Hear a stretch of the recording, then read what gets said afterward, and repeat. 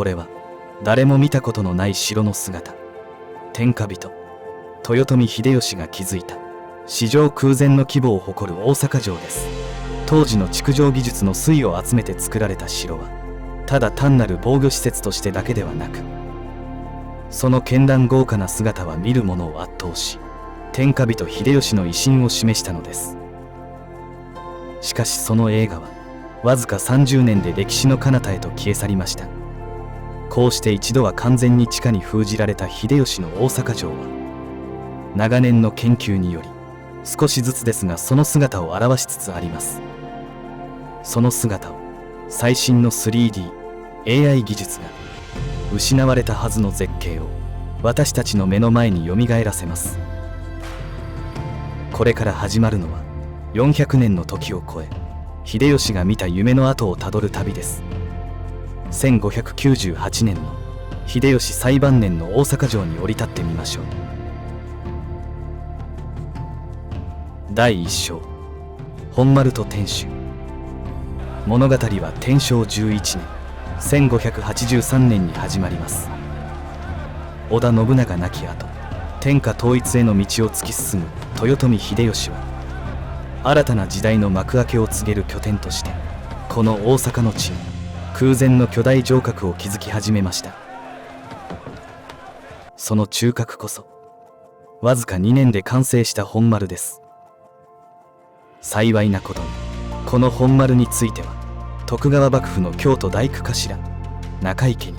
当時の図面が奇跡的に残されていました。これにより私たちは本丸の具体的な姿を知ることができるのです。豊臣家の本丸は現在の大阪城とはその姿を大きく異にしています。西側に大きく堀が入り込み、堀の西側の米倉地区と東側の表御殿地区、詰の丸地区、山里地区に分かれていたのです。南の大手口は桜門です。桜門は外枡形で、枡形内に番所が置かれていました。桜門をくぐり北に進むと、その奥に米倉地区があります。ここには城の兵糧を支える巨大な米蔵が並んでいました。東に向かい2つ並んだ門のうち右側の唐門をくぐると、豊臣政権の公的な対面の場、表御殿が姿を現します。まず目に飛び込んでくるのは玄関である遠侍。最も重要な儀式が行われた御対面所です。そして御対面所の東には秀吉の執務室であった御座の間がありました。これら書院造りの壮麗な御殿群は安土城をも凌駕する、まさに時代の頂点を示す建築でした。表御殿の中心的な建物である御対面所を中井家本丸図から推定して再現したものです。壮麗な御対面所は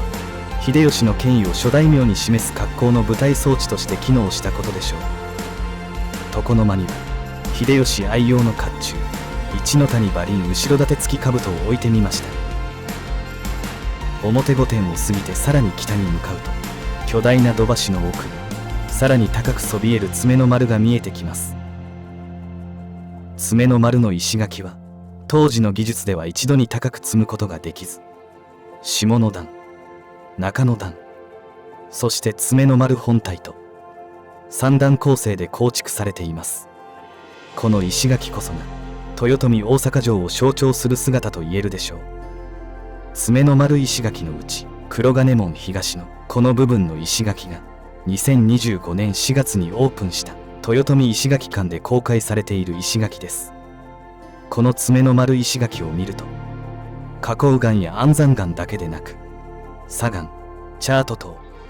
多様な種類の石材が使われており、また石垣には古代寺院の礎石や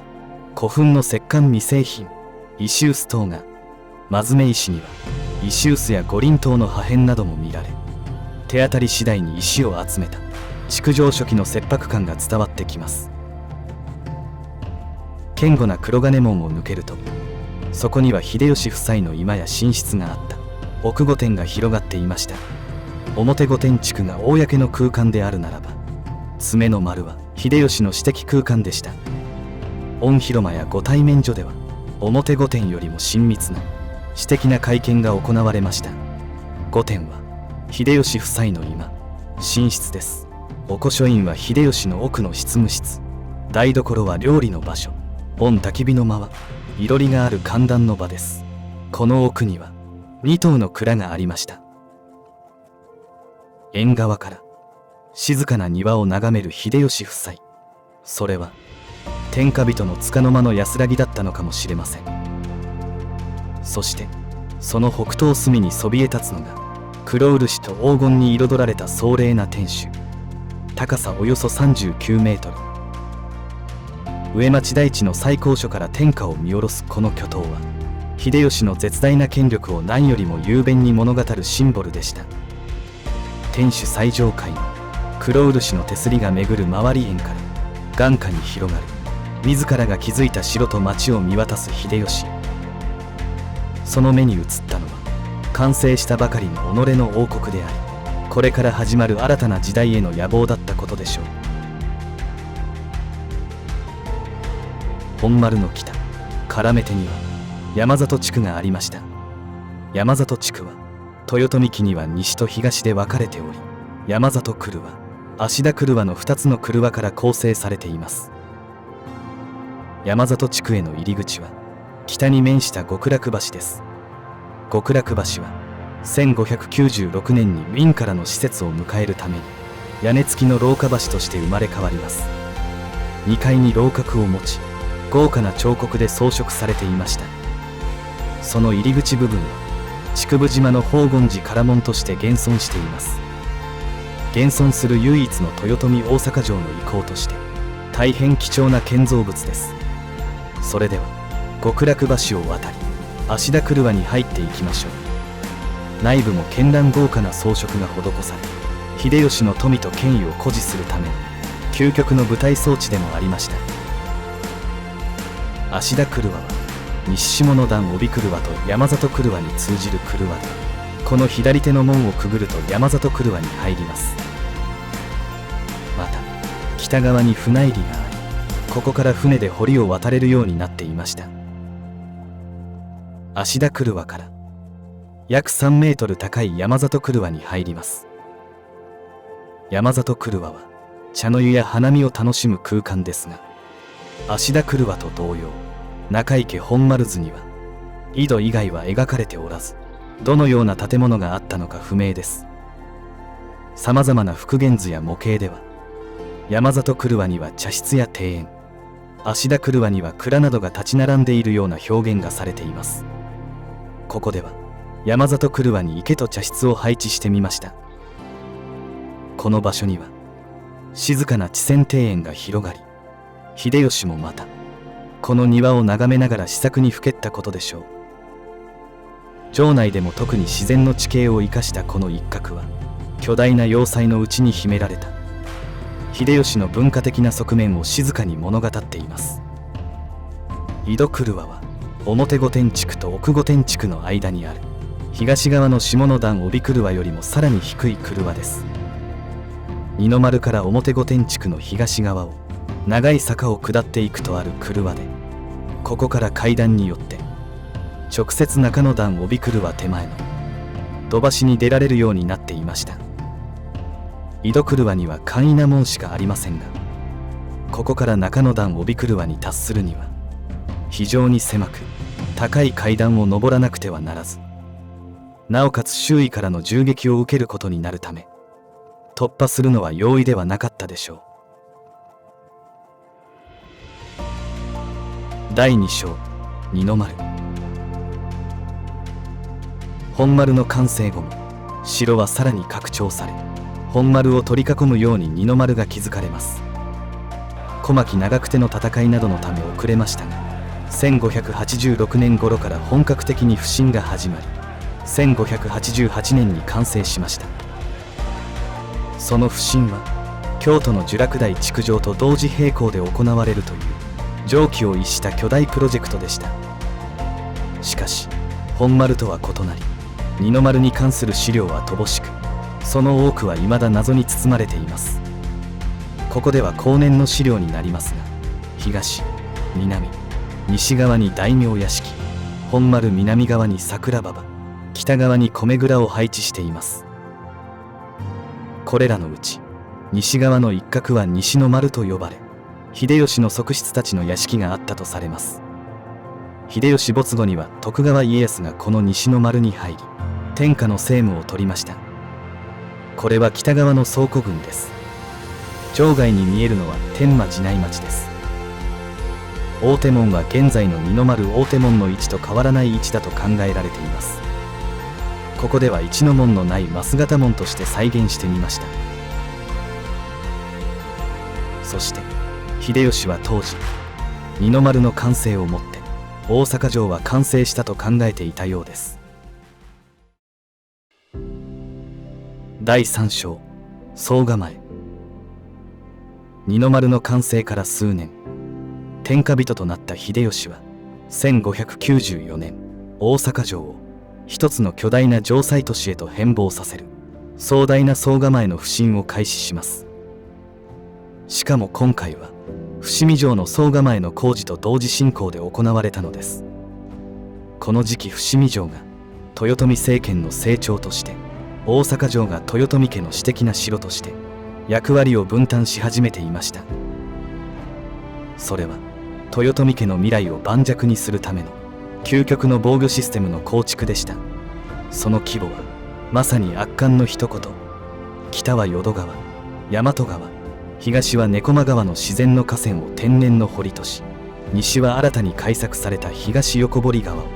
陸続きとなる南側には上町台地そのものを巨大な壁とするかのように、幅20メートル、深さ10メートルを超える巨大な空堀を掘削しました。総面積は実に400万平方メートル。この広大な総構えの内側、いわゆる三の丸には、秀吉の描いた巨大都市の縮図が緻密な計画のもとに広がっていたのです。城の中枢に近い南側には、豊臣政権を支える大大名たちの屋敷が城を固めるように立ち並びます。大手馬出し車のすぐ南、現在の大阪歴史博物館周辺の発掘調査では、豊臣秀次の馬印であった澤高門の瓦が多数出土しており、秀次の屋敷がこの一帯にあったとの説もあります。1598年の馬出し車築造の際に、この辺りにあった谷が埋め立てられ、新たに大名屋敷の用地が確保されました。発掘調査で見つかった家紋瓦から、この辺りに佐竹氏の屋敷が、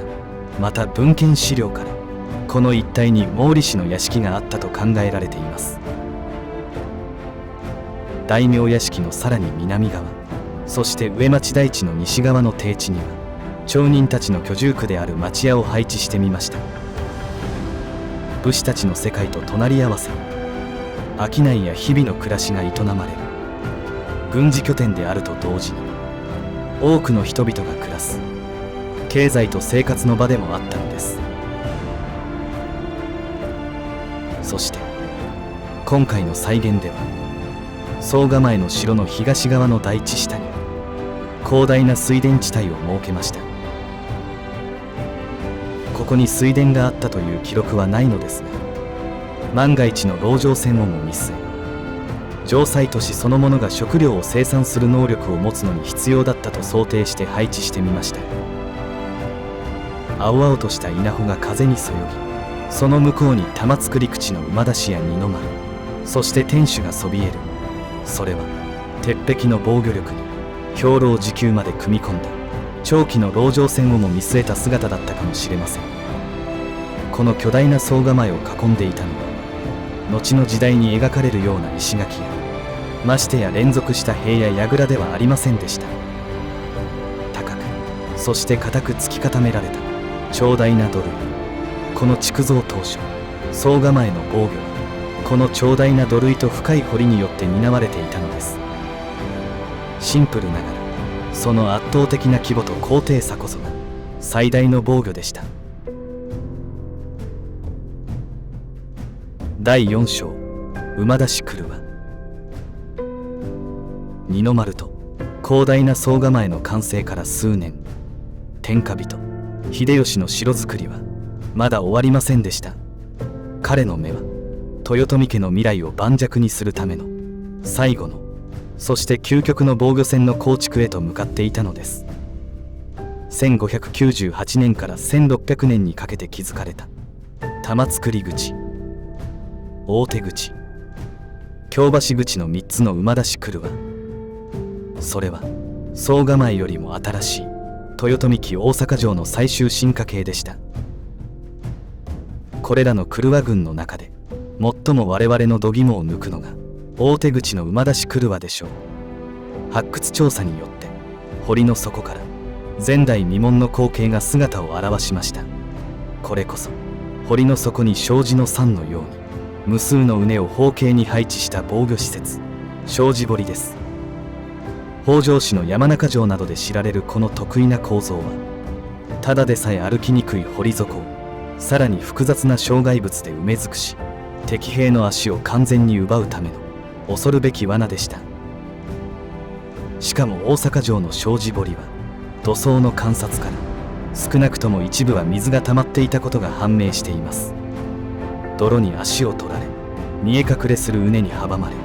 兵士たちは身動き一つままならなかったことでしょう。幅25メートル、深さ7.5メートルを超える巨大な堀の底にこの無慈悲な罠がびっしりと張り巡らされていたのです。その広大な大手口馬出し来羽の内部は単なる防御空間ではありませんでした。後年の絵図には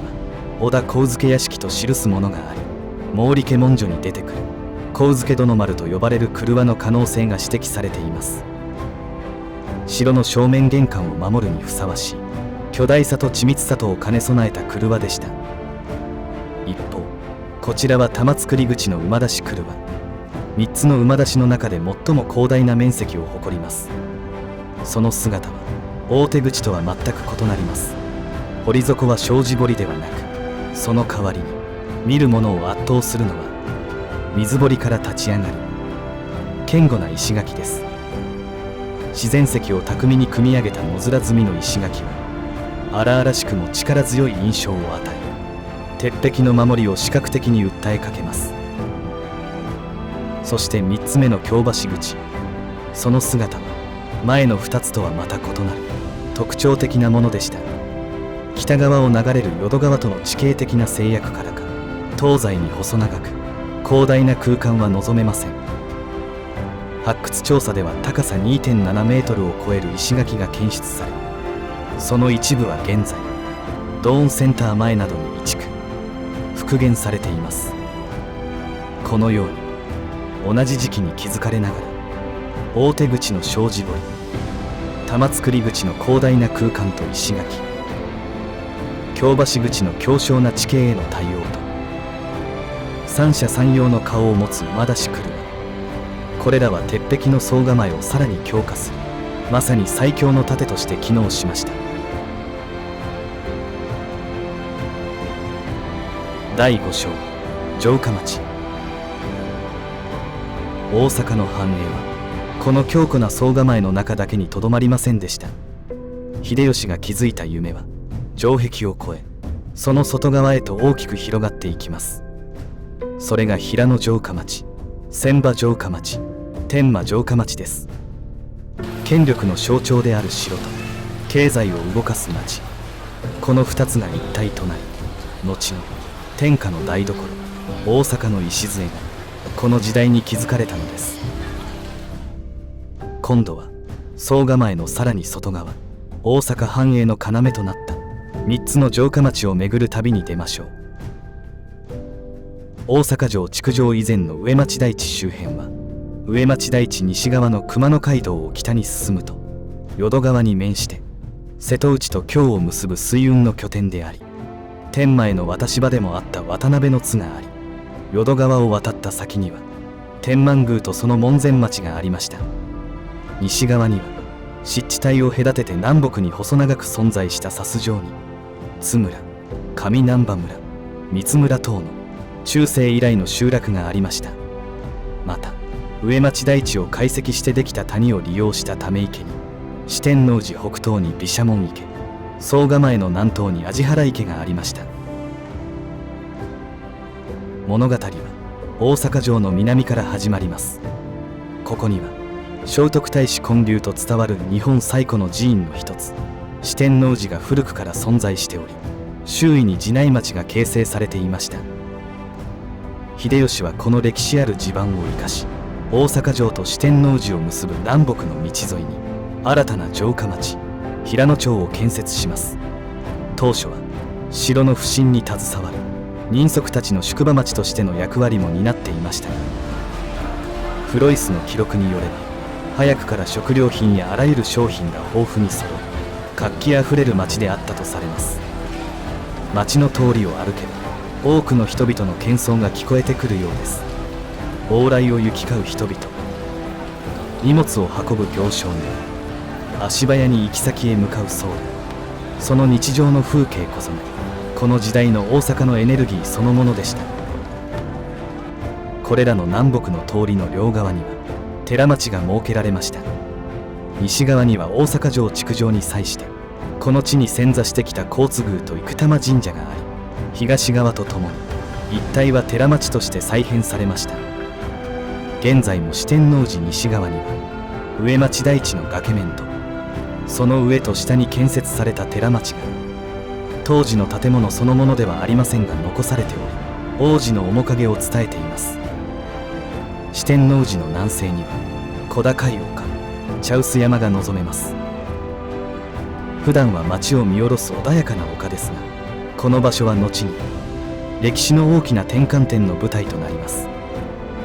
大阪冬の陣では徳川家康が、そして夏の陣では真田信繁が本陣を構えた、まさに天下分け目の戦いの中心地でした。この丘から城を見上げた武将たちは何を思ったのでしょうか。次に城の西側へ目を向けましょう。ここには秀吉の都市計画の壮大さを物語る商業都市船場が広がります。この一帯はかつて広大な湿地帯でした。秀吉は総構の西側の堀として東横堀川を開削。その際に出た膨大な土砂を使い、この湿地を埋め立て新たな土地を作り出したのです。これは全国を統一した豊臣政権だからこそ成し得た大規模な土木事業でした。船場の開発が本格化するのは秀吉の晩年、総構の中にあった町屋を大名屋敷の用地確保のためにこの地へ移転させた大阪長寿屋敷替えがきっかけでした。こうして生まれた船場の町は大阪の町が西に拡張していく端緒となり、慶長末年には蔵屋敷が成立し、西日本商品流通の中核としての地位を固めていきます。また船場の生誕のSAS上には1597年に津村小坊が、翌年には大谷本願寺、後の難波別院がこの地に移転してきて御堂筋の名前の由来となりましたが、2つの御堂は新しくできた船場城下町と既存の集落との境界を示すものでもありました。城の西側を東西に走る高麗橋通り一帯は平野城下町とともに秀吉が初期に整備した城下町で、その前身は中世に栄えた渡辺の津です。高麗橋通り、はるか東にそびえる大阪城天守を望むことができるビスタラインとして設計されました。町人たちは日々の暮らしの中で天下人の城を仰ぎ見ていたことでしょう。現在の高麗橋通りから南に移動して建てられている現大阪城天守をわずかに見ることができます。最後に訪れるのは城の北側、淀川のほとりに発展した天満です。もともと菅原道真を祀る天満宮の門前町として栄えたこの地、秀吉は壮大な構想を抱いていました。一時は天皇や公家、主要な寺院を京都から移し、この地を新たな日本の首都にしようとさえ考えていたのです。計画は実現しませんでしたが、秀吉は代わりに当時大阪を退去していた本願寺をこの天満に誘致、これを核として新たな城下町を建設しました。本願寺が建立された場所はこの辺り、現在の大阪造幣局の辺りです。ただ本願寺は1594年に京都に移転したため、今回の設定である1598年時点にはもうここには存在していません。この当時はここに仏性寺がありました。秀吉はさらに淀川の氾濫から町を守るため堅固な堤防を築かせました。この堤防の東側には発掘調査により屋敷地が南北に並んで発見されています。具体的な用途は不明ですが、南側の屋敷では30メートルを超える細長い建物が建てられていること、川側に出入り口があることから水運との関連が考えられています。こうして秀吉の強力なリーダーシップのもと、平野、船場、天満という個性豊かな3つの町が形成され、大阪は日本有数の巨大都市へと変貌を遂げ、後の大阪発展の基礎がこの時築かれたのです。エピローグ、夢の跡。しかし黄金の夢は長くは続きませんでした。1614年大阪冬の陣、視界を埋め尽くすのは地平線の彼方まで陣を敷いた徳川20万の大軍勢。しかし数多くの旗差し者が波のように陣中の煙が空を覆う絶望的な光景を前にしても、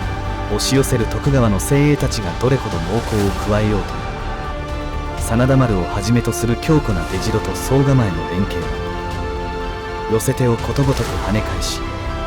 一歩の侵入も許しませんでした。日本一の居城は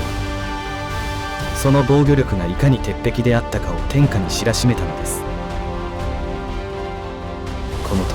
誰もが信じて疑いませんでした。この総構えがある限り豊臣の城が落ちることは決してないと。しかし徳川方の放った砲弾が大阪城の天守や爪の丸御殿に着弾すると、情勢が一気に動き出します。謀略に近い講和交渉、和睦の条件として突きつけられたのはあの鉄壁を誇った総構えの解体でした。外堀を埋めるだけという約束は徳川の圧倒的な動員力によってわずか3日で二の丸、馬出し車の堀までもが埋め立てられたと言われます。築城から30年、大阪の町を、そして豊臣の夢を守り続けた巨大な翼は戦わずしてその機能を奪われ、居城は丸裸の姿を晒しました。翌1615年大阪夏の陣、防御の要を失った豊臣軍はもはや押し寄せる時代の濁流を止めることはできませんでした。5月7日夕刻、戦いの大勢が決した大阪城は炎に包まれます。その凄まじいまでの炎は夜空を焦がし、京都からも見ることができたと記録されています。秀吉が一代で築き上げ黄金の輝きを放った夢の跡はこうして歴史の表舞台から永遠に消え去ったのです。戦後徳川は豊臣の記憶を塗り替えるかのように残った石垣や堀を徹底的に地中深くへと埋めました。現在私たちが目にする大阪城はその数メートル下に眠る秀吉の城の上に徳川が自らの権威を誇示するために再築した全く別の城なのです。こうして秀吉の大阪城は歴史の舞台から一旦は完全に姿を消しました。けれど物語は終わりません。1959年の豊臣期大阪城の石垣発見以来、中井家の本丸図をはじめ障子堀を持つ馬出し車、爪の丸石垣の発見等の考古学的成果や文献資料の発見など多方面にわたる研究によりわずかずつですがかつてこの地で栄華を極め、そして儚く散った秀吉、淀殿、秀頼らの生きた証が400年の深い眠りから覚め、世界最強と呼ばれた黄金の城の記憶とともに今再び私たちの前によみがえろうとしています。